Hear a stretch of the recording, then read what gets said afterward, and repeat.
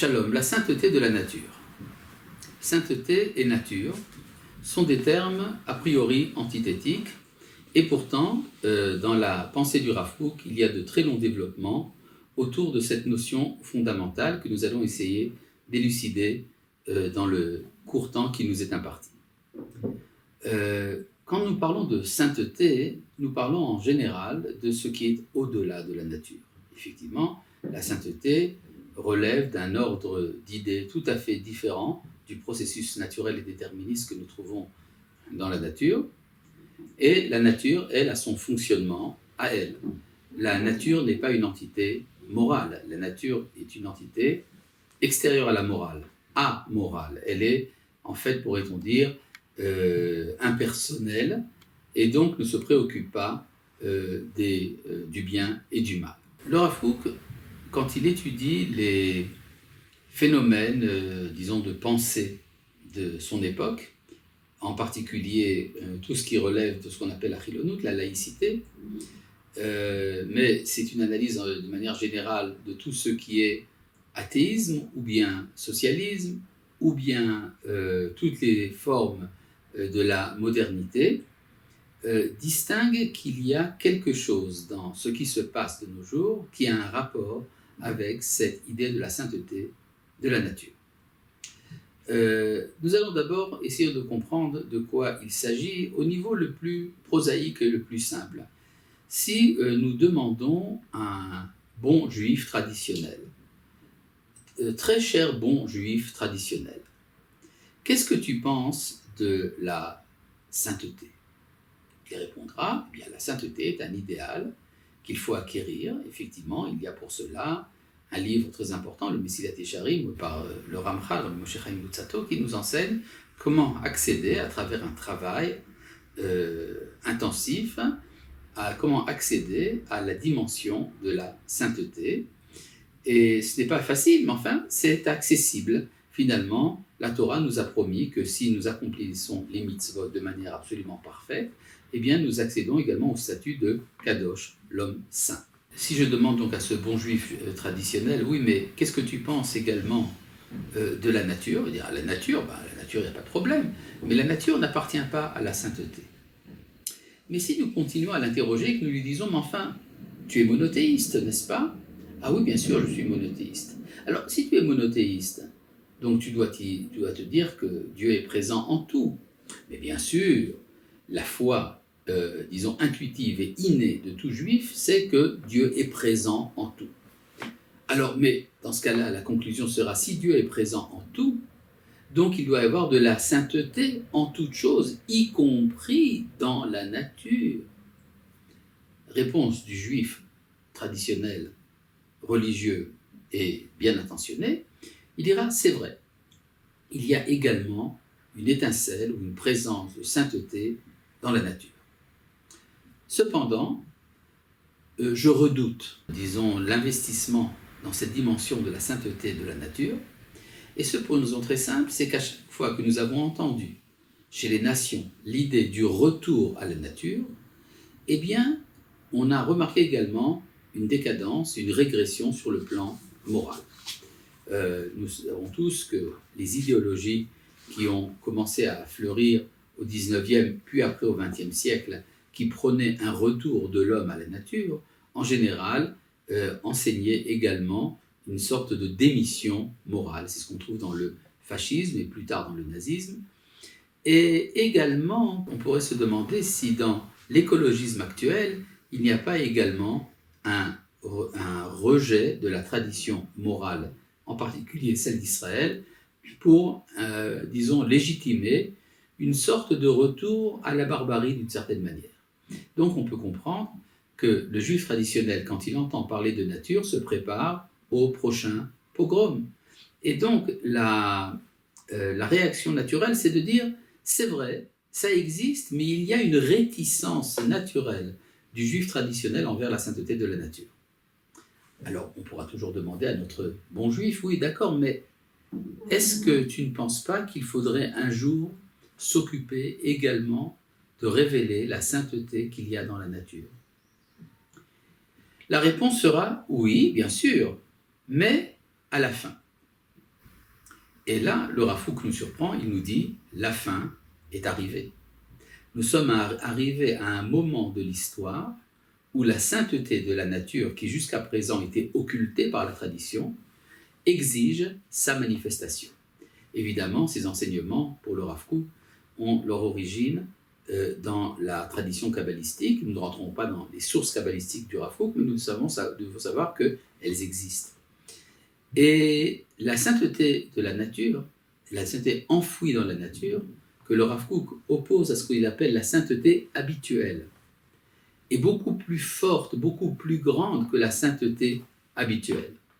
La sainteté habituelle demande un effort de domination, de restriction de la pulsion naturelle, tandis que la sainteté qui est dans la nature, elle est tout simplement présente.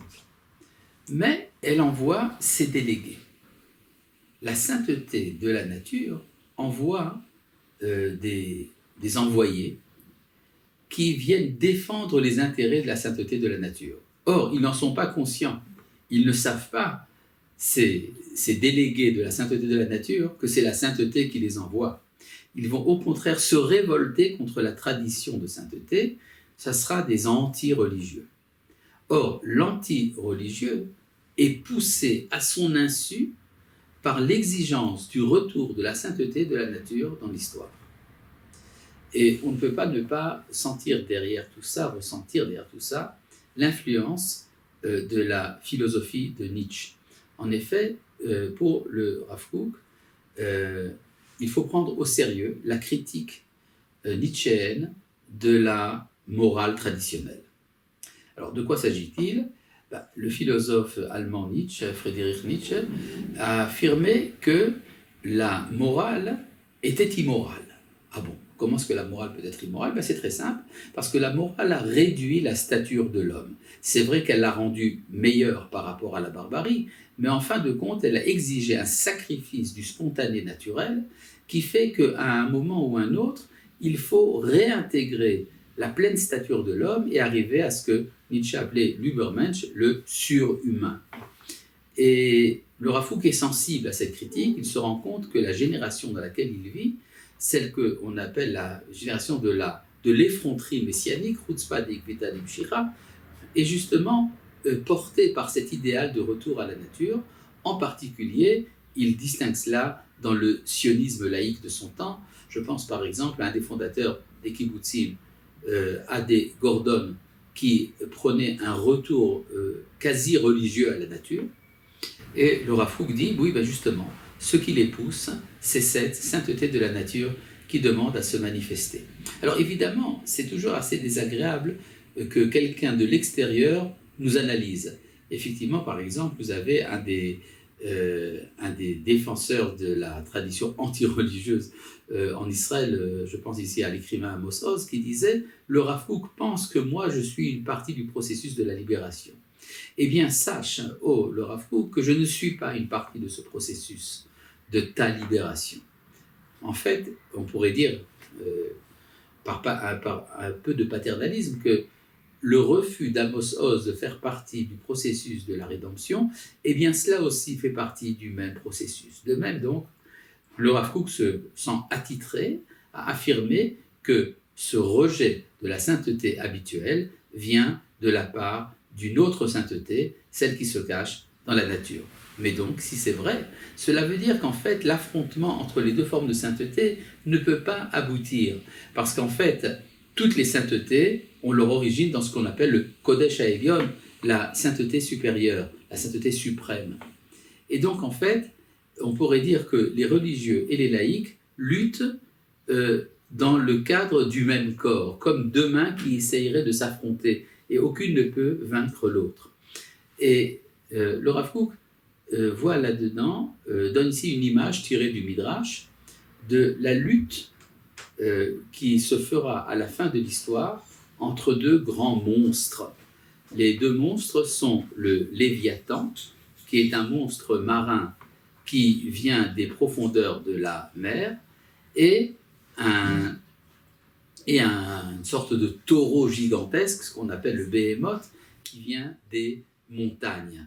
Et à la fin de l'histoire, le Midrash nous raconte qu'ils vont se rencontrer dans un cirque et lutter l'un contre l'autre, et que sur les tribunes seront disposés les tzadikim, les justes, qui verront cette lutte. Et le Léviathan et le taureau sauvage vont lutter l'un contre l'autre, la terre va trembler, et finalement c'est le taureau sauvage qui va mordre le Léviathan dans son cou, et au même moment, le Léviathan, avec ses nageoires, va égorger le taureau, et les deux vont sombrer ensemble et devenir le repas des tzadikim. Alors pour le Rav Kook, cet affrontement, justement, c'est l'affrontement entre les deux saintetés qui se cachent derrière les laïcs et les religieux. Et aucun des deux ne peut gagner la guerre. La victoire, finalement, revient aux tzadikim. Mais qui sont les tzadikim? Les tzadikim ne sont pas des religieux habituels. Ils sont ceux qui voient le processus dans son ensemble et qui viennent au nom de Dieu. Comme dit le Rav Kook, celui qui sera sauvé, c'est celui qui invoque le nom de Dieu dans son ensemble, et à travers sa rédemption, tout sera finalement guéri. Tout cela va réussir. Cela a un rapport évidemment avec la résurrection du profil humain hébraïque en Eretz Israël lors du retour de l'exil. En effet, nous savons que dans la tradition du Moyen-Âge, entre autres par Maïmonide, qu'il y a deux manières d'être juste. Il y a celle de l'homme que Maïmonide appelle le droit, Yachar, et celui que Maïmonide appelle celui qui se domine, le Kovesh. Les deux sont des tzadikim, mais ils ont une autre approche du bien. Le premier, le droit, le Yachar, est celui qui est naturellement porté à faire le bien et qui n'a pas de lutte intérieure. Tandis que le Kovesh, celui qui se domine, est celui qui vit dans une lutte intérieure, qui vit selon la morale, celle que Nietzsche justement critiquait. Et le Rav Kook nous explique, eh bien, cette morale qui exige de l'homme de dominer ses instincts, eh bien, c'est la morale essentielle, centrale du temps de l'exil, de Chutz La'aretz. Tandis que la morale d'Eretz Israël fait confiance à la sainteté naturelle qui habite la nature de l'hébreu sur sa terre, et donc il est plus facile d'accéder au niveau du Yachar en Eretz Israël plus que pendant le temps de l'exil.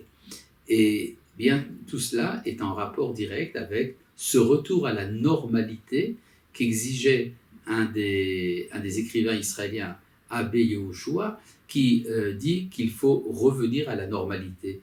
La normalité dont il parle n'est pas celle dont le Rav Kook parle, mais il y a cette même intuition qui est qu'il y a en Eretz Israël une possibilité de cesser la lutte entre la nature et la sainteté et de retrouver cette harmonie que nous avons perdue pendant le temps de l'histoire. Shalom.